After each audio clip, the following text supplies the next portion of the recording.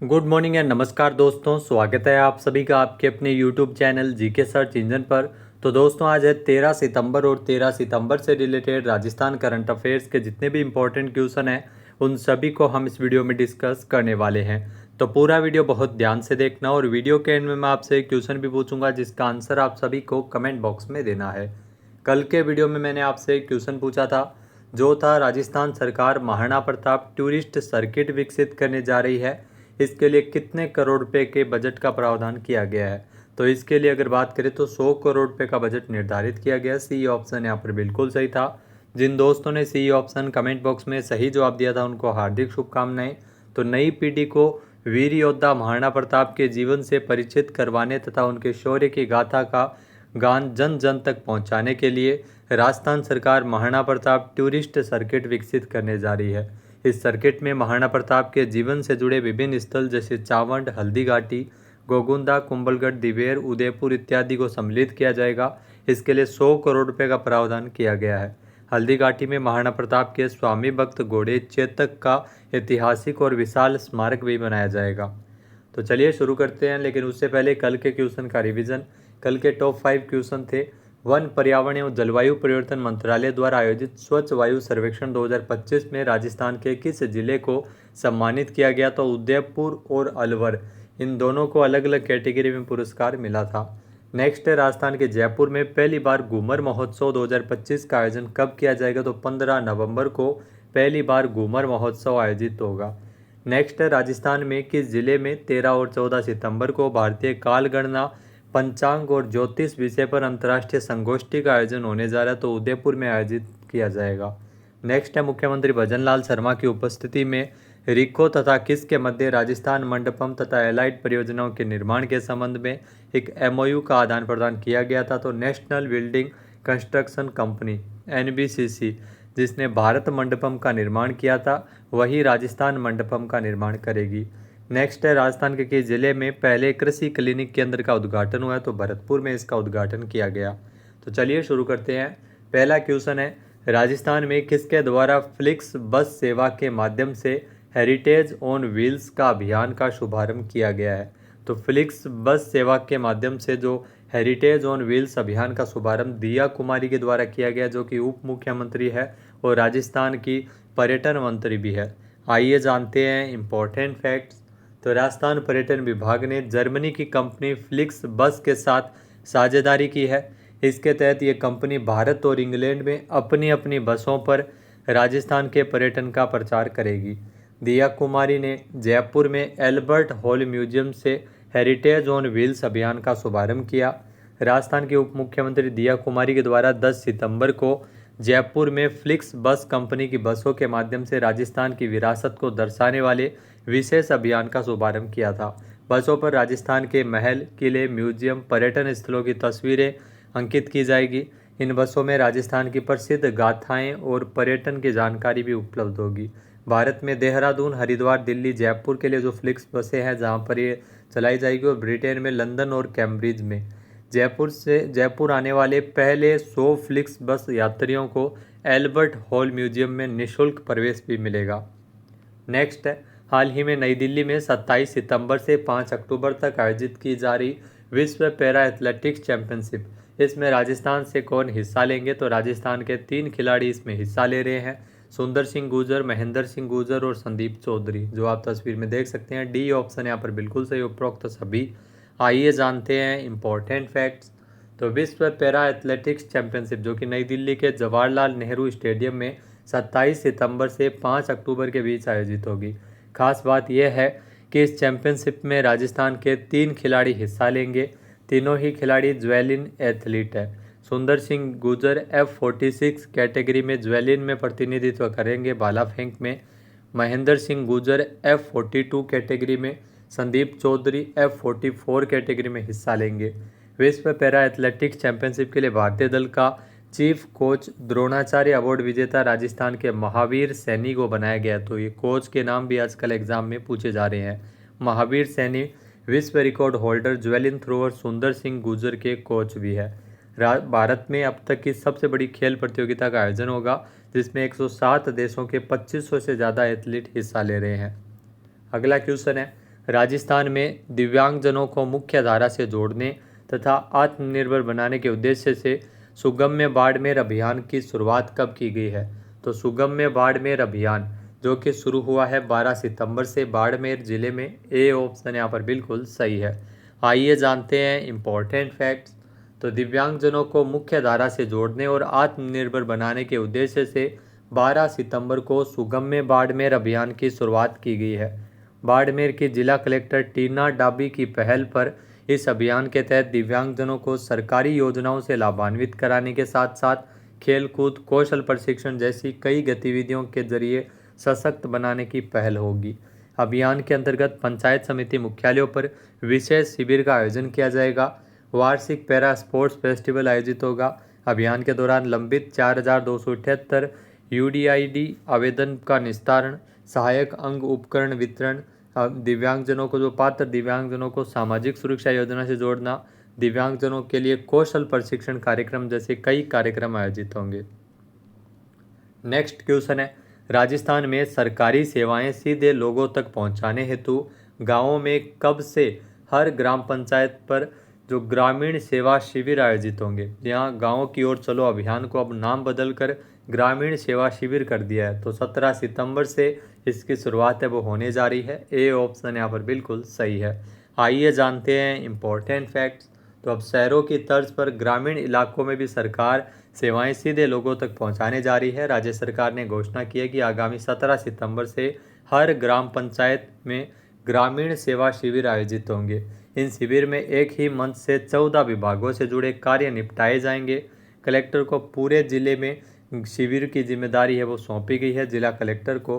अभियान की शुरुआत पहले सप्ताह में 17 से 20 सितंबर तक होगी, जिसमें प्रतिदिन 2 ग्राम पंचायतों में शिविर लगेंगे। इसके बाद प्रत्येक गुरुवार, शुक्रवार और शनिवार को यही क्रम चलेगा। अभियान तब तक जारी रहेगा जब तक कि पंचायत समिति की हर पंचायत में शिविर का आयोजन न हो जाए। गरीबी मुक्त गांव योजना, तो बीपीएल परिवारों का इसमें सर्वे, राजस्व, जो स्वामित्व योजना के तहत पट्टे नामांतरण इत्यादि कई महत्वपूर्ण 14 विभागों के काम यहाँ पर किए जाएंगे। अगला क्वेश्चन है, राजस्थान के किस जिले में स्थित गंगा भैरव घाटी में जल्द ही लेपर्ड सफारी की शुरुआत है वो की जा रही है? तो अजमेर में स्थित है गंगा भैरव घाटी, जहाँ पर लेपर्ड सफारी शुरू होगी। ए ऑप्शन यहाँ पर बिल्कुल सही है। आइए जानते हैं इम्पोर्टेंट फैक्ट्स। तो विधानसभा अध्यक्ष वासुदेव देवनानी के प्रयासों से अजमेर की गंगा भैरव घाटी में जल्द ही लेपर्ड सफारी की शुरुआत है वो की जाएगी।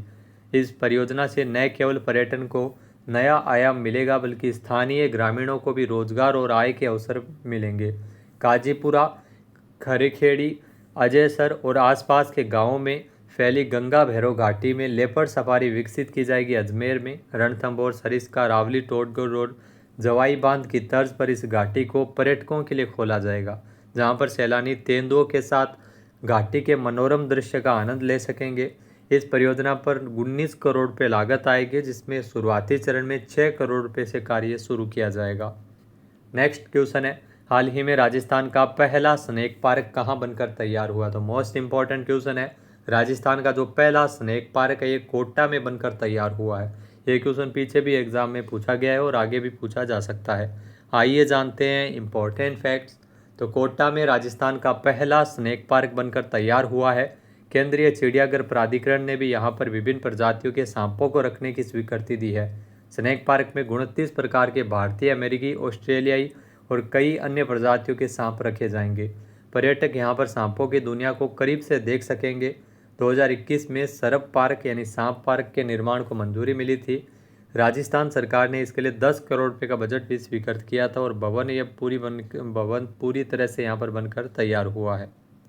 अगला क्वेश्चन है, संयुक्त अरब अमीरात यूएई राजस्थान में 3 लाख करोड़ रुपए के निवेश से कितने मेगावाट क्षमता की परियोजनाएं स्थापित करेगा?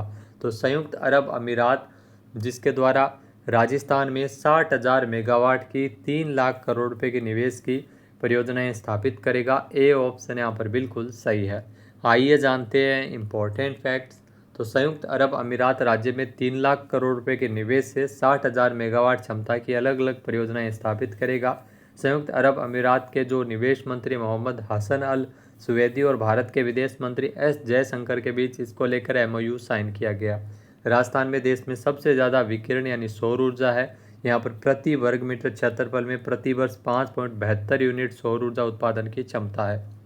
अगला क्वेश्चन है, हाल ही में राजस्थान में हील इन राजस्थान नीति 2025 के तहत कौन सा पोर्टल विकसित किया जाएगा और ऐप विकसित किया जाएगा। तो मोस्ट इंपॉर्टेंट क्वेश्चन पीछे भी एग्जाम में पूछा गया था। हील इन राजस्थान नीति जो सेकेंड ग्रेड के एग्जाम हुआ था उसमें पूछा गया था। एमवीटी पोर्टल और एप्लीकेशन विकसित किया जाएगा, इसके लिए ए ऑप्शन यहाँ पर बिल्कुल सही है। आइए जानते हैं इम्पोर्टेंट फैक्ट्स। तो राजस्थान को मेडिकल टूरिज्म का हब बनाने और सरकार ने इसके लिए काम शुरू किया है। इसको लेकर हील इन राजस्थान पॉलिसी है वो राजस्थान सरकार के द्वारा लाई जाएगी। स्वास्थ्य सेवाओं के साथ एमवीटी यानी मेडिकल वैल्यू ट्रेवल से जुड़ा डिजिटल इकोसिस्टम विकसित होगा। तो डिजिटल इकोसिस्टम विकसित किया जाएगा। इस नीति के तहत एक एमवीटी सेल बनेगी।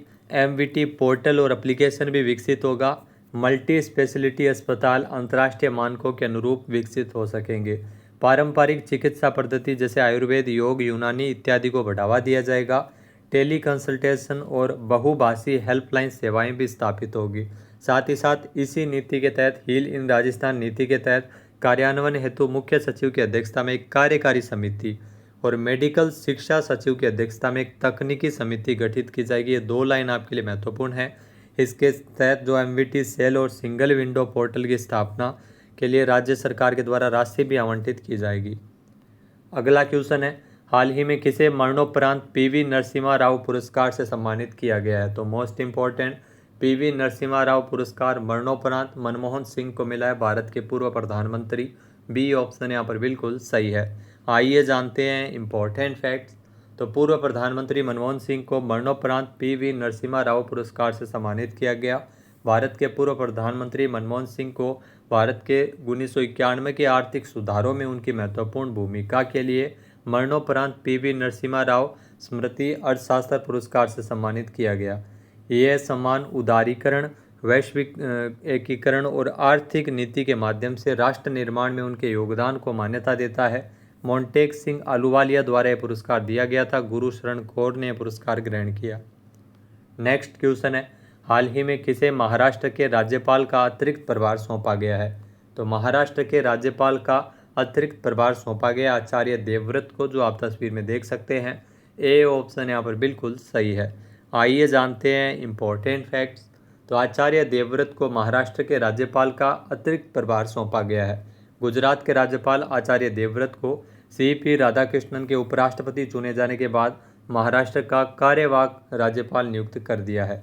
आचार्य देवव्रत 22 जुलाई 2019 से गुजरात के राज्यपाल के रूप में कार्यरत है। इससे पहले 2015 से 2019 तक हिमाचल प्रदेश के राज्यपाल थे। बात करते हैं आज के हमारे क्विज के, जिसका आंसर आप सभी को कमेंट बॉक्स में देना है। तो आज का क्विज है, राजस्थान में सांस्कृतिक सेवा पखवाड़ा का आयोजन है वो कब किया जाएगा। एक बार फिर से सुनिएगा, राजस्थान में सांस्कृतिक सेवा पखवाड़ा का आयोजन कब किया जाएगा। सही आंसर आपको कमेंट बॉक्स में देना है। और अगर ये वीडियो आपको पसंद आए तो इसे आप लाइक और शेयर करना बिल्कुल न भूलिएगा। चैनल में नए जुड़े हो, सब्सक्राइब नहीं किया है तो अभी सब्सक्राइब बटन पर क्लिक करें। इस वीडियो की जो PDF फाइल है वो आप वीडियो के डिस्क्रिप्शन बॉक्स से डाउनलोड कर सकते हैं। क्वेश्चन आंसर आप वोट करके भी कर सकते हैं। इसके अलावा दोस्तों, Rajasthan current affairs exam booster course जो आपके आने वाले एग्जाम चाहे वो रीट का हो, इसके अलावा वीडियो का हो, इन सभी के लिए महत्वपूर्ण है। यहाँ पर आपको 1000 से ज़्यादा क्वेश्चन पिछले 1 साल का आपको यहाँ पर करंट अफेयर्स मिल जाएगा। 2024 का भी करंट अफेयर्स मिलेगा। जनवरी से दिसंबर 2025 तक आपको अपडेटेड करंट अफेयर्स प्रतिमाह मिलता रहेगा। अन्य महत्वपूर्ण PDF भी आपको यहाँ पर मिल जाएगी। तो कोर्स वीडियो के डिस्क्रिप्शन बॉक्स में कोर्स का लिंक दिया हुआ मिलेगा, जिसे आप ज्वाइन करें और दिए गए नंबर पर भी आप ज़्यादा जानकारी प्राप्त कर सकते हैं। जय हिंद, जय भारत, जय राजस्थान।